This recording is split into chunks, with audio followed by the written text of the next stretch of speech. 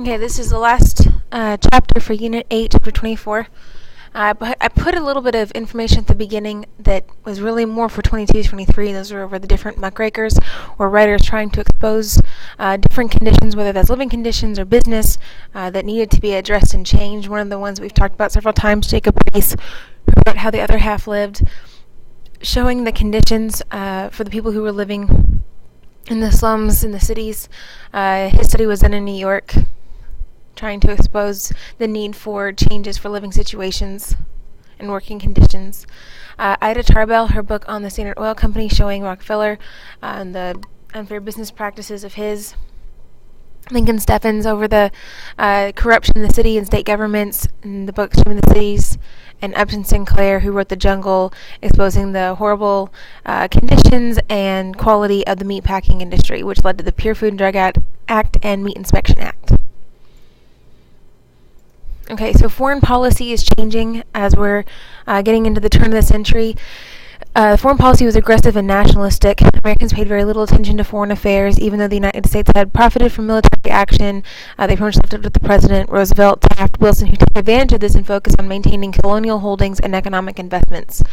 We're going to intervene in Europe, Far East, and Latin America. And although the U.S. acted as a major power by intervening, it held to the tradition begun by Washington Jefferson that to avoid entangling with any European power or becoming involved in a war on the other side of the Atlantic, at least for now. We're working towards actually being involved.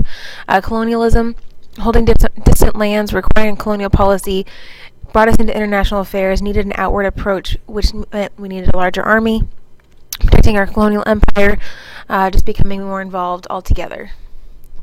In Panama, Teddy Roosevelt and Secretary of War Root made the U.S. a world power. After McKinley was assassinated, Teddy Roosevelt's policy was speak softly and carry a big stick, labeling his foreign policy as aggressive, acting boldly and decisively, breaking away from traditional non-involvement. He was convinced that the U.S. needed a more active role, so he spent it preparing the U.S. to become a world power, modernizing the Army, doubling the strength of the Navy, agreeing that we needed to have some sort of a canal to link the Atlantic and Pacific Oceans, and the best one was going to be the Isthmus Canal. Central America Canal was needed for military reasons, for trade reasons, and so they started to work with Colombia to get together a treaty which would allow the U.S. the control of the canal, be 200 miles long, following natural waterways. Colombia will end up refusing it, wanting more money. It was rejected at the very last minute by the Colombian Senate, and so the U.S. Had a choice. It could either seize Panama or it could help them with a revolution to gain their independence from Colombia, which is what they're going to do. So they help Panama to take their independence, recognize their independence as their own new country, and sign a treaty for the canal with Panama. Panama Canal will open 1914. During constructions, hundreds of laborers will die. Mosquitoes brought yellow fever, lots of problem with disease. It's something that is known for. All right, Roosevelt Corollary. This was his addition to the Monroe Doctrine, which pretty much had been the staple of our foreign policy up to this point. And it was going to ensure the stability of Latin finance. He basically said he would send gunships to a Latin American country that was delinquent in paying its debt, which debts were making them much more vulnerable to European control. And so the U.S. will go in, intervene to protect the canal, might buy some of the islands to prevent purchase. U.S. bought the Virgin Islands to prevent Germany from purchasing them, warned them to keep affairs in order or face American intervention. And so they took a more proactive stance rather than waiting for Europe to come in and take over. That meant we got more involved, especially in the Dominican Republic. 1905, we took charge of their revenue system, collect customs, pay debts. Panama, like we talked about before. Cuba, we established as protectorate. Pretty much Roosevelt Corollary will guide our foreign policy till the 1930s.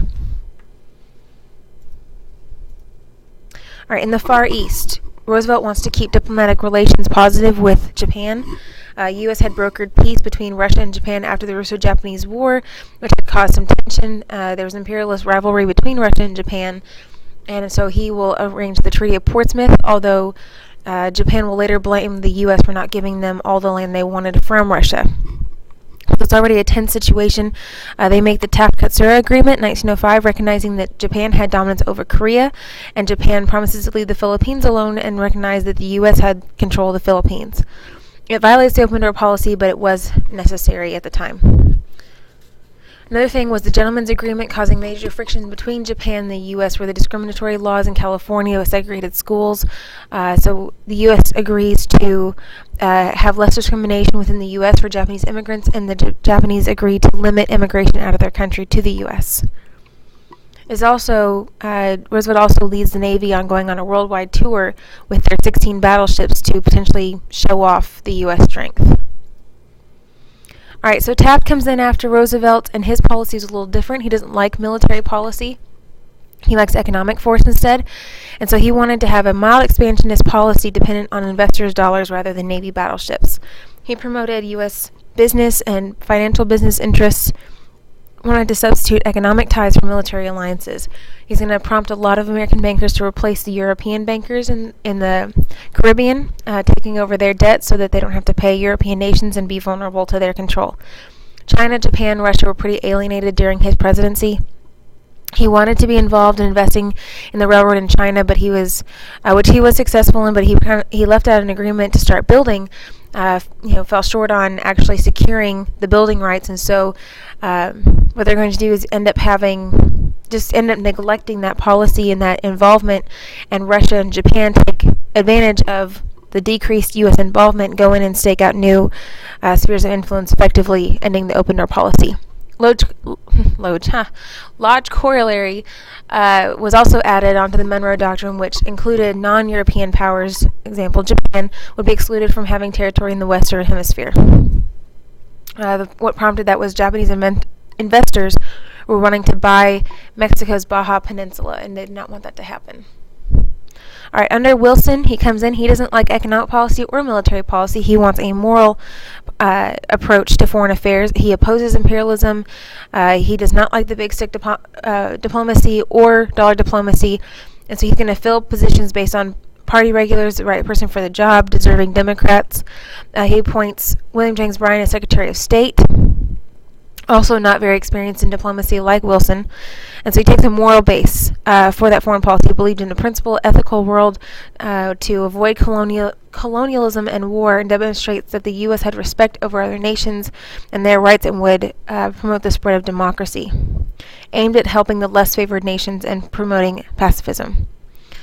He will be more involved in Latin America.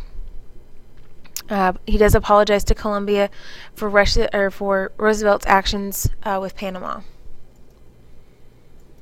All right, in Mexico, there was a little bit of trouble over the border. There was a series of overthrows of the government. Diaz, the president of Mexico for 37 years, was overthrown by Madero, the next president who couldn't keep orders. He was ousted by Huerta. A series of leaders. Madero was murdered by Huerta, replaced by Carranza, then rebellion launched by Pancho Villa, and so there's a lot of political turmoil in the country, and Wilson pretty much denies recognition of these new regimes, these revolutionary regimes. Pancho Villa was kind of like a Mexican Robin Hood, but not in a positive way. He is quite violent, especially over when he crosses the border into the U.S. and kills 17 people. And so Wilson wants to pursue him. The newest leader, Carranza, gives permission to pursue into Mexico, and General Pershing fails to catch him. The president of Mexico, Carranza, changes his mind. U.S. will withdraw, and then we pretty much get distracted because World War I breaks out.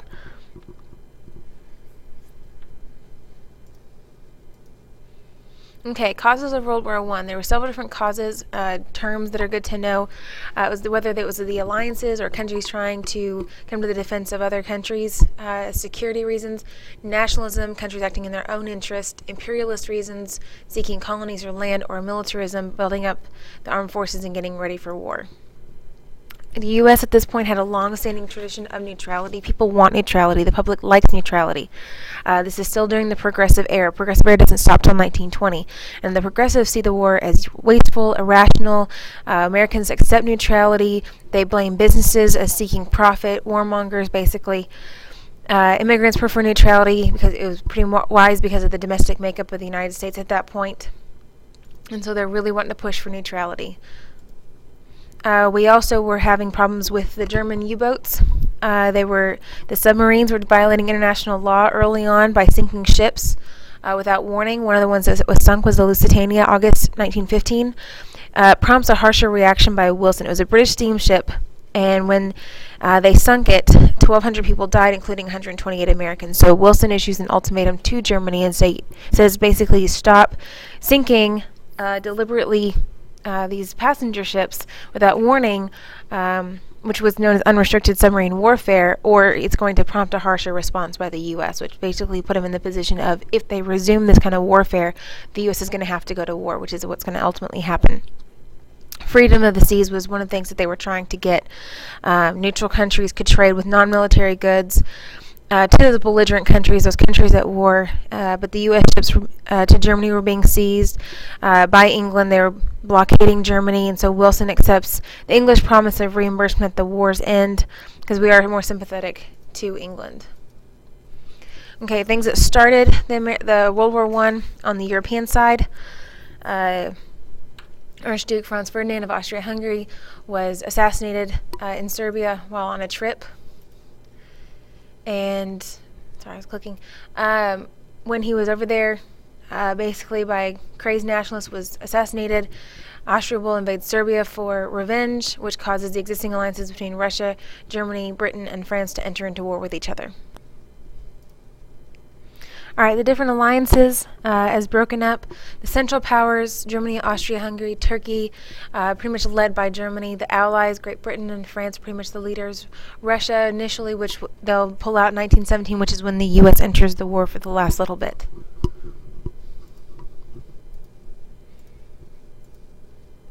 All right, so when the U.S. Is pulled into the war, a lot of it is because we have a lot of ties to England and France.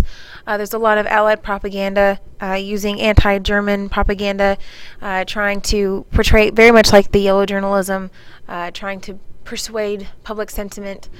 Zimmermann telegram, basically a telegram between Germany and Mexico, which will prompt us to feel quite threatened and want to get into the war sooner. And then unrestricted submarine warfare when they finally do resume that. All right, so I talked about the freedom of the seas a little bit. 1916 election. When 1916 election comes up, this is Wilson's re-election campaign, and he calls for readiness measures in case we go to war, but his record of neutrality, really the campaign slogan was he kept us out of the war, focusing on that because people didn't want to go to war yet. He will win a close election against Republican Evans Hughes, who wanted to take a tougher line against Germany. He was the war candidate. But Wilson wins the labor vote, the progressive vote, and a majority of women's vote because one of the things he does is he adds on women's rights or women's vote to his party platform in 1916. All right, the very end of the U.S. non-involvement in the war, 1917, Germany will lift the restrictions on their U-boats, renewing unrestricted submarine warfare. And so Wilson will increase his efforts for peace. Germany will sink anything on sight, basically. And so Wilson's orders were ordering U.S. merchant ships to be armed, prompted by the Zimmermann telegram, intercepted from German foreign minister to Mexico, trying to get them on the Central Powers side, promising to help them against the U.S. later on. He orders the U.S. Navy to fire on German U-boats after the continued sinking of U.S. ships. Wilson pretty much can't wait any longer and declares war on Germany for democracy, for rights and liberties of small nations. Here's some examples of the propaganda.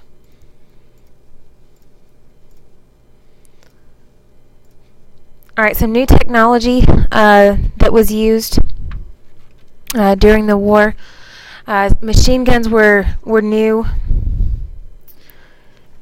Poison gas, hand grenades, submarines, airplanes, tanks, a lot of more modern weaponry, preventing really either side from winning a quick victory.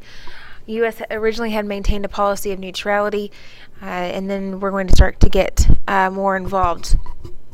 Over there, the U.S. allies were in danger of losing the war. Germans had sunk about 800,000 tons of Allied shipping during April of 1917. There were mutinies in the French army. The Bolsheviks had signed a separate peace treaty with Germany, seizing power in Russia with Lenin. The Italian army had been routed by German and Austrian forces. So the Allies were braced for